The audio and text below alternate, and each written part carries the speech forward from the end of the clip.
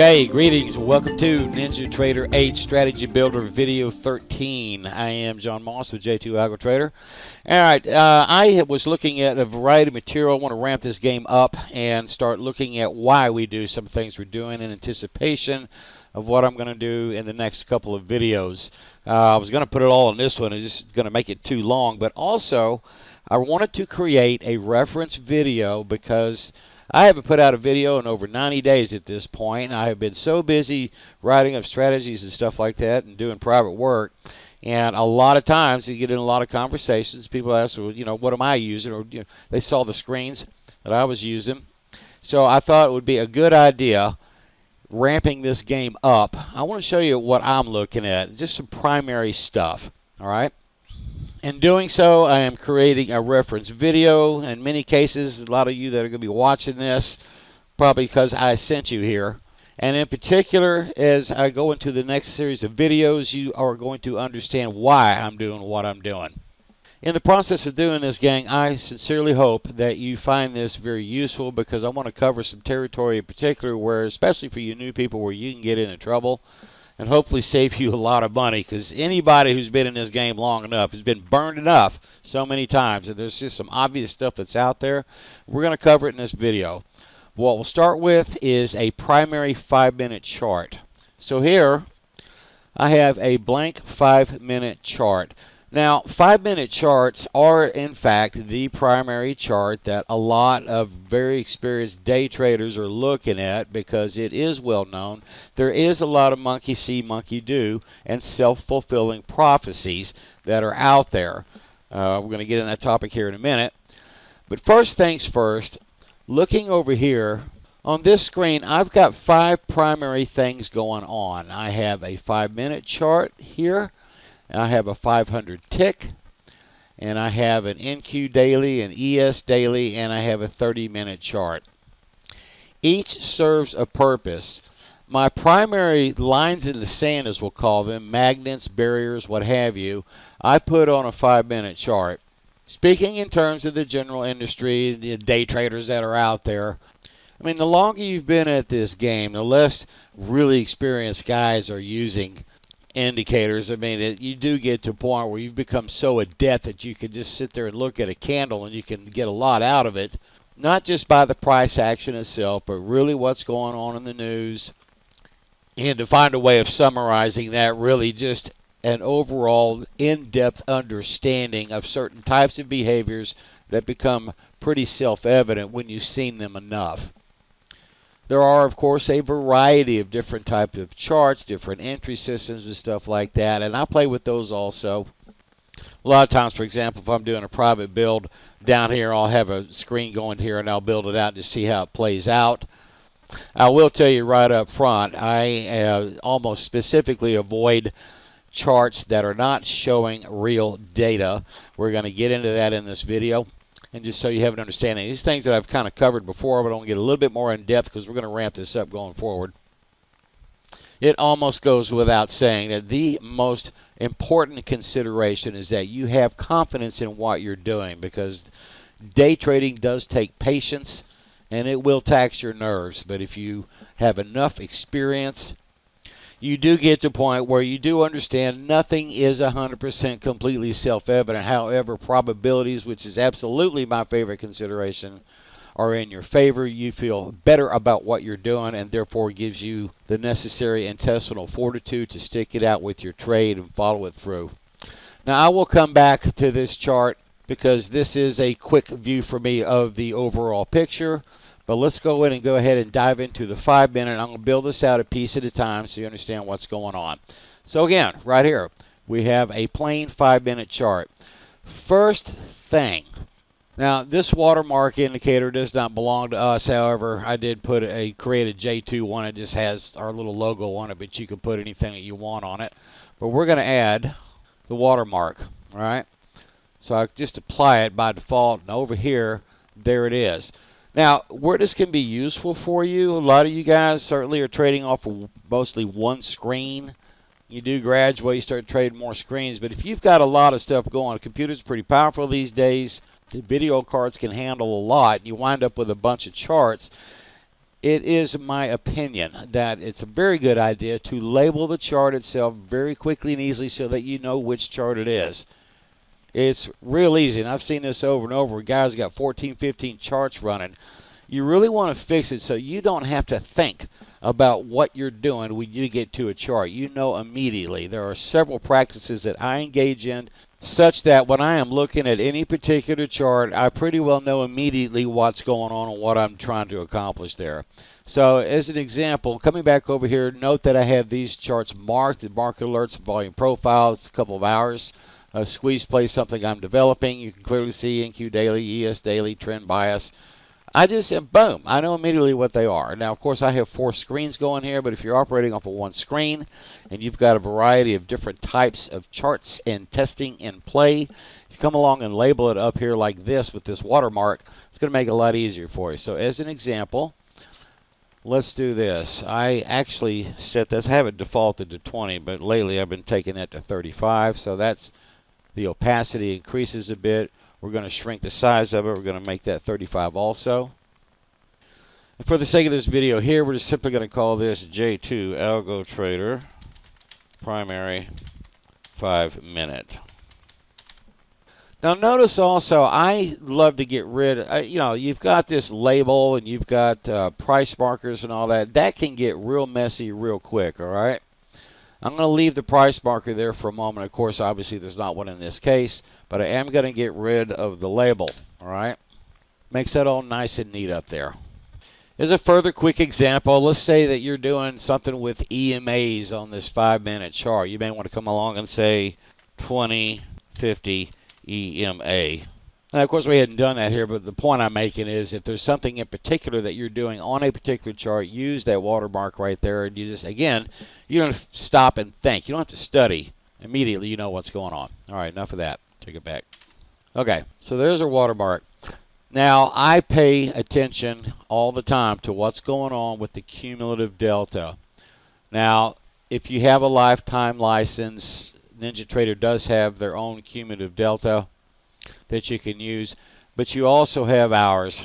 Coming down here to the site real quick, if you come here to indicators page, there it is right there. All these are free. Download them at will. All right, so back up here. I'm going to load mine. J2 Cum Delta. Default settings are fine.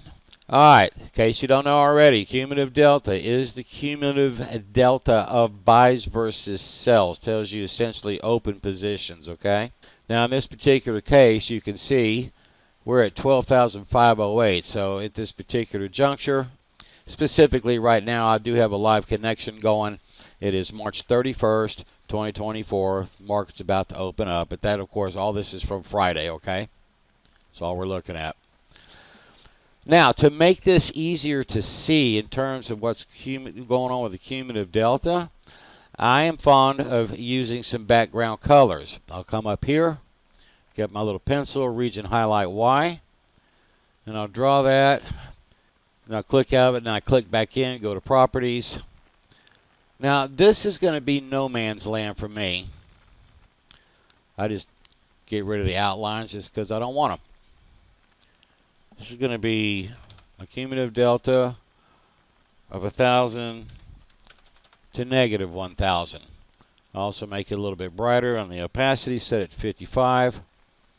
Okay, so, if you've got price hovering down here around 0, it means you got a lot of balance. There is no predominant market trend going on in this area.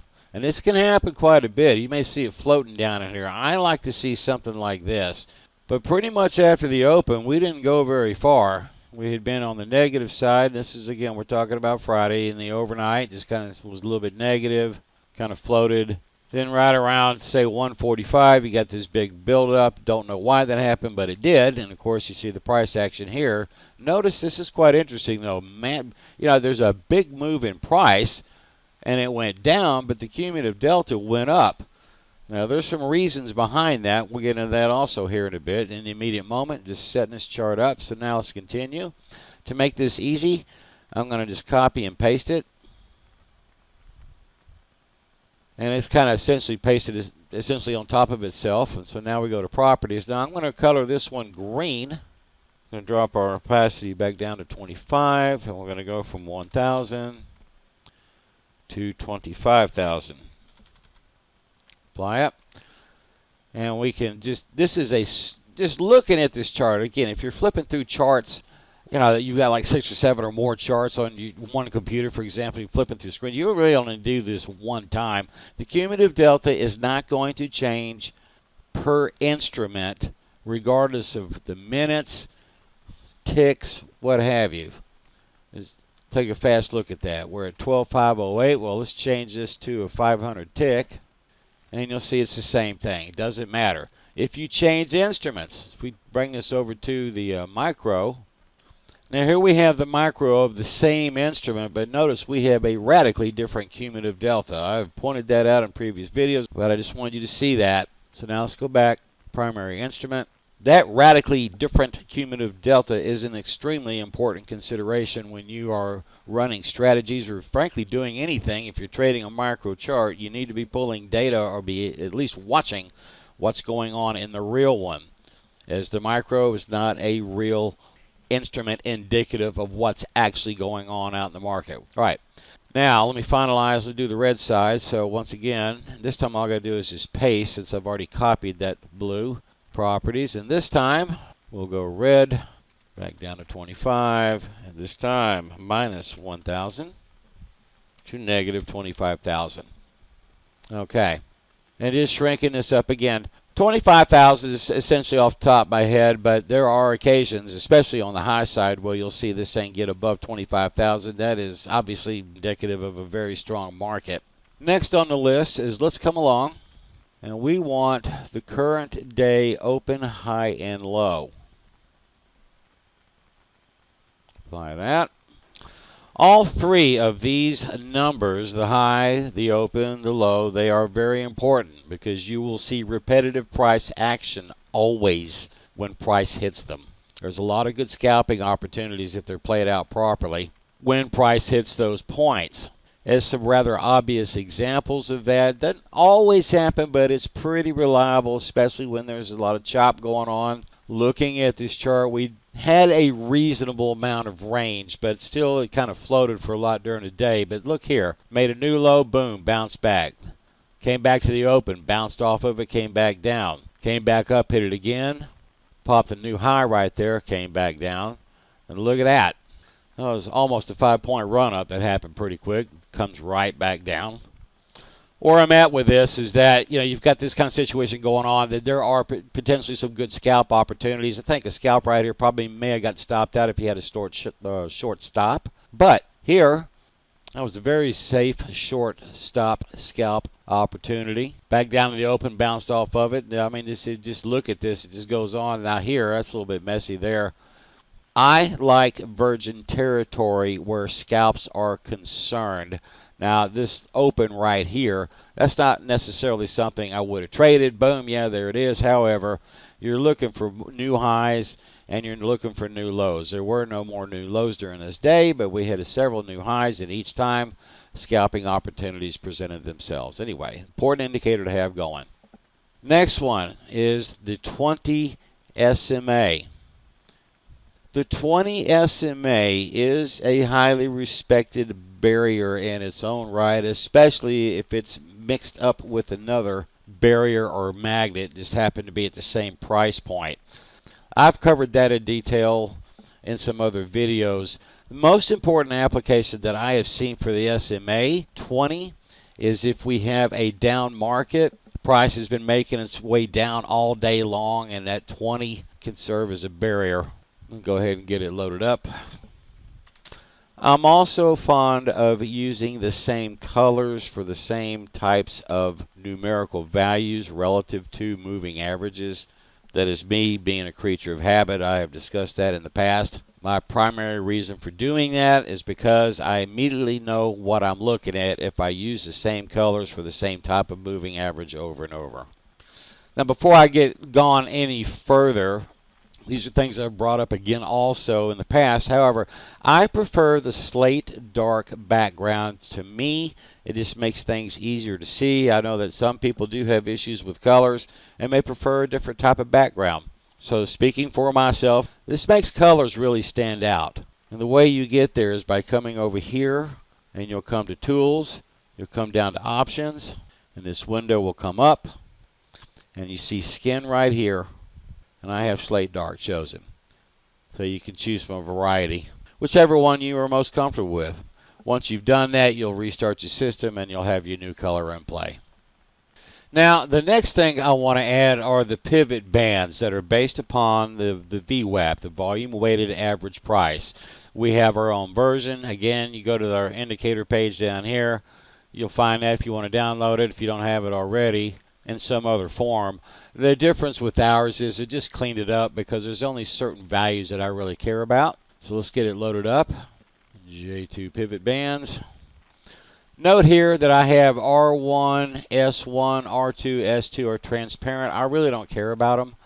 What I do care about are the VWAP and R3 and S3 because those are the outer barriers and they carry more significance. The most important, of course, is the volume weighted average price. As you can see, I have it thickened up so it stands out pretty quick.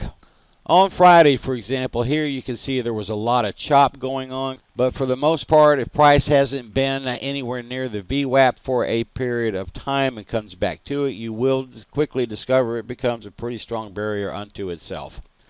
Next in line is going to be the NinjaTrader Fibonacci pivots. That is an extremely important indicator.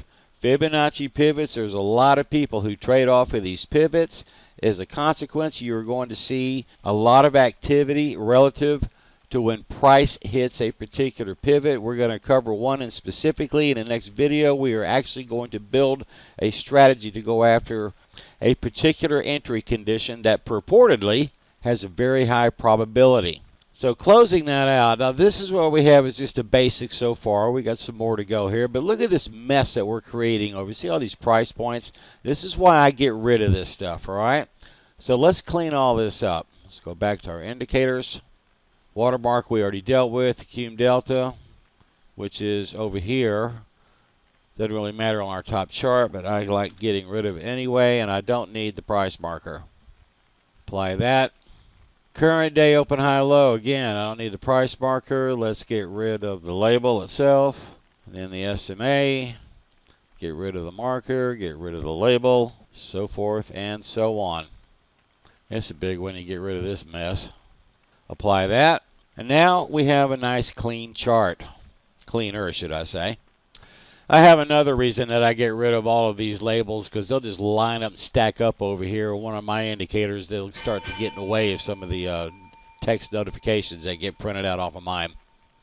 Next thing I want to add is the J2 ergodic. It's also known as the Eco 2 Nu 2. We slightly modified that. That is open source. Again, you will find this on the site indicator page. Free to download if you don't have an Eco already. Apply that.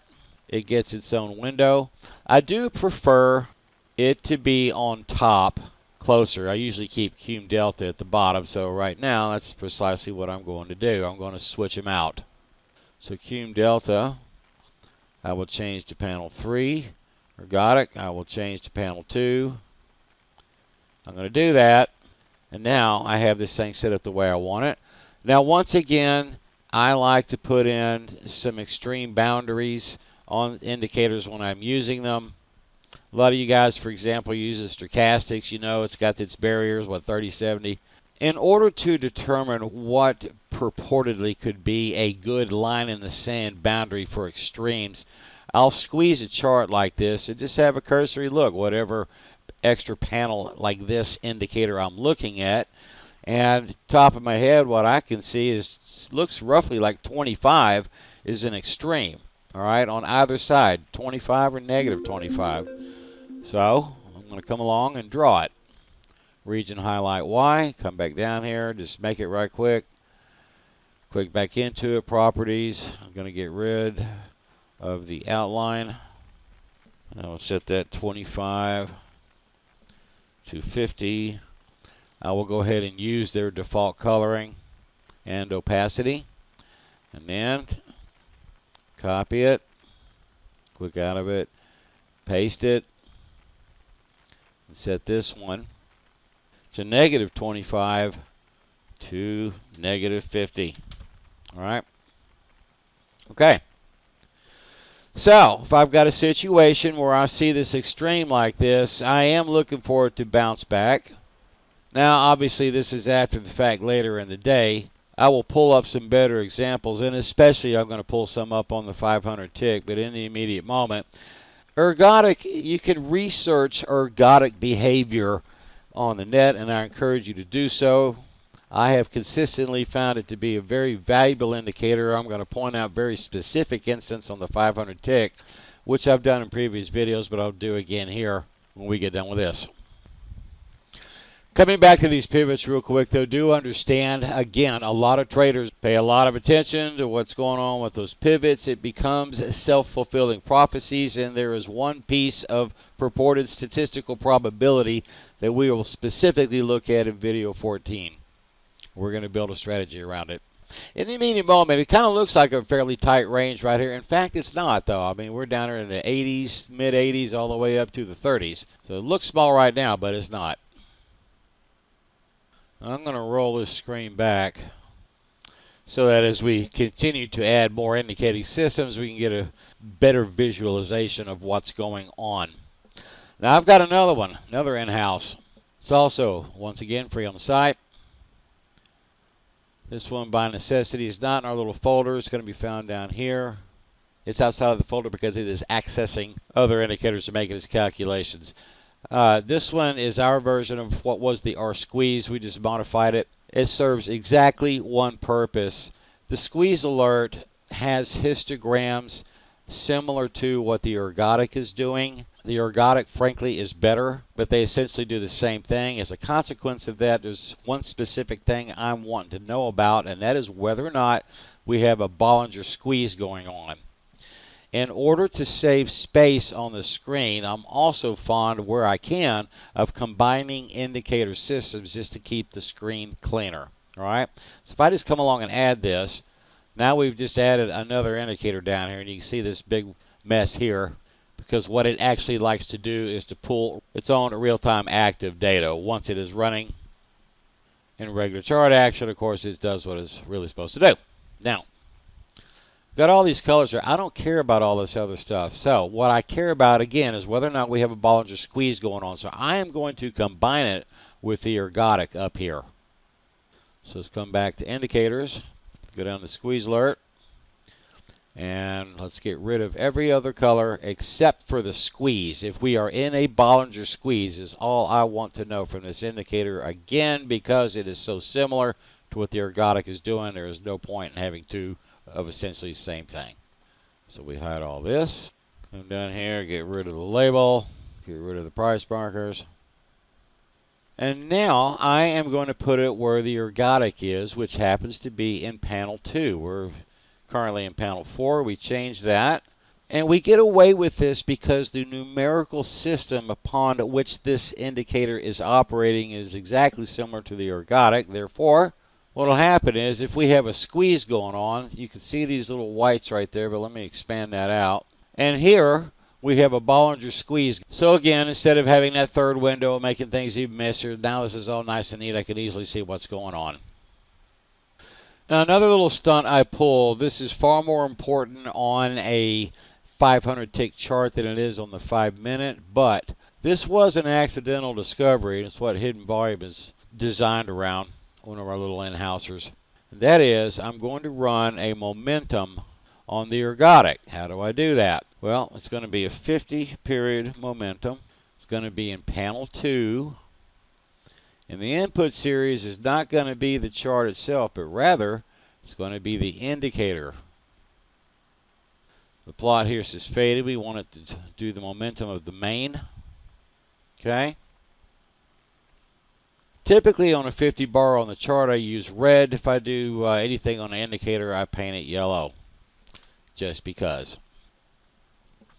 Now again, we're on a 5-minute here, and the momentum is not going to tell us a whole lot because it's moving kind of slow. but I do have it here for a reason, because I'd be looking at the momentum, for example, on the 500 tick. We'll do that again here shortly. But right now, we had a rising bar here, but we had, let me just expand that real quick. We had price rising right here, but notice how our momentum began to fade before price actually went down. Just wanted you to see that. All right, now the next two that I bring up are our proprietary indicators. I wasn't kidding. I use what I sell. So next one to add is the market alerts. It is, in fact, designed to run on a 5-minute chart. For those of you who don't know, you learned more about those in the previous 3 videos, 10, 11, 12. And then the last one is going to be the market profile. Once again, you can learn about those in the previous videos. Our difference here is that you can see these lines here. You can follow what's going on with the value area. Very choppy day right here. I have these trails in here for a reason. In this particular case right here, you can see the value area stayed within this area here, which is the initial balance, which is also marked off. Those are all very important values that I use in any strategy that I would make personally. Again, more about those in previous videos. But this is it. This is my screen on my 5-minute. And if I'm trading live, then I also come along and I will turn on the price and volume histograms. These develop out during the day. Once again, discussed in previous videos. Won't cover it now. But that is my primary 5-minute chart. There's a lot going on here, all right? But these are all important barriers. You know, right now it's a static. This is in the evening on a Sunday night. Not a whole lot going on, obviously. In a quick nutshell, the initial balance is something that I pay a lot of attention to as a general rule. Outside of trading oscillator-based type entry systems, I typically would not touch this. I am very much in favor of trends. In this particular case, I don't even know if I would have traded this. This just took off, probably for some sort of news item right here, but we broke the initial balance and off it went. Today's date is March 31st. The market has been what I would consider pretty low volume, comparatively speaking. That is, in my mind, due entirely to the fact that the bond market has had high interest rates. On a side note, we are in an election year. Politics will absolutely come into play. The Fed came out just 5-6 days ago talking about we are anticipating 3 rate cuts through the course of this year. Top of that, I would assume that their balance sheet is relatively restored, which means if the interest rates come down on the bonds, then money will start coming back into equities, most notably the S&P. There's also been talk of a correction coming up, and I have been at this long enough to know that they give you a warning. It's fascinating. They'll put it out there in the news, and it's absolutely a plant. You know, probably looking at about a 20% correction. Well, you know what? That's what it'll do. There are, of course, valid reasons for that. When you get a cost per share gets too high above a certain ratio relative to earnings per share, the industry will come along and knock it down. That is another topic, which I will skip here. And so now, let's come back over to this other screen. I've got all the heavy hitters, as I mentioned, are sitting over here in this primary 5-minute chart. The 500 tick is something that I am looking at to see what specifically, if I'm looking at something, let's say a barrier is about to get, we could pick any one of these. There's nothing here right now, obviously. Move that forward. I mean, look, currently it's 6 o'clock on a Sunday evening, Easter at that. Big run up at the open. Not going to dive into anything heavy here because, again, this is just about charts, but I have the 500 tick going here. This is a new indicator that I'm working on and still playing with, this squeeze play. But I do put the ergodic here for a reason, and we are definitely going to get into that in the next video. I'd also mentioned in video 12 I was going to do something with the trend bias. I'm pushing that into video 14.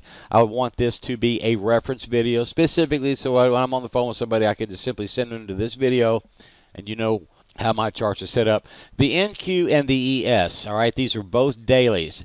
Down here on the ES, I have a 200 SMA and I have a 50 SMA. Those are very respected barriers. Anytime that you have price coming down and going to hit either one of these, you can fully expect it to bounce off. It's a very important barrier.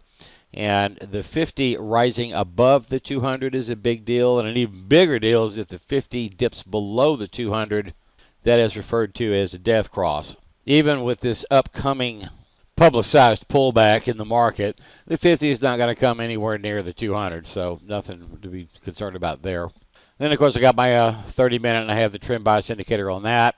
Two things I'm going to do in video 14 is we're going to build out a entry system built on the probability over here if R1 has been broken. Purportedly, the likelihood that R2 will be hit in that scenario, what we had heard was in the 90 percentile range. I did test that out. We're going to build a strategy and go find out for ourselves what we can do with it. Also, we'll come back to the trend bias over here, and we're going to build a scalp system. Now, real quick, over here on this 500 tick, I want to point something out.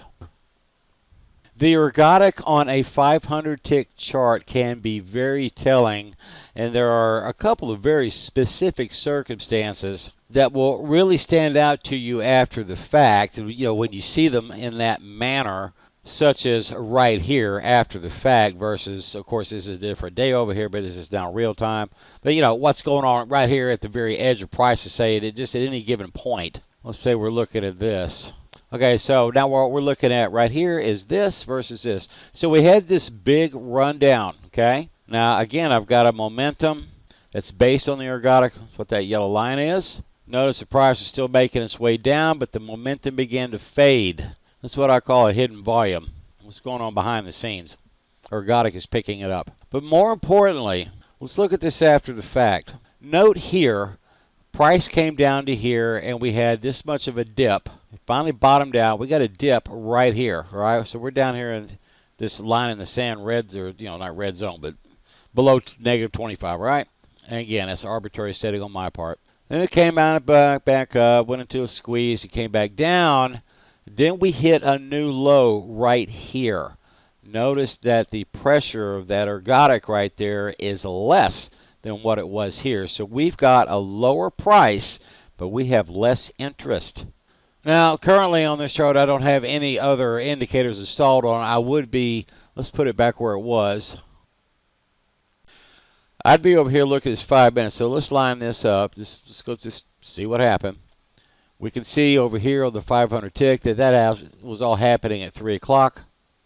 In truth, that is not something I would necessarily trade because I tend to stop at 2:30.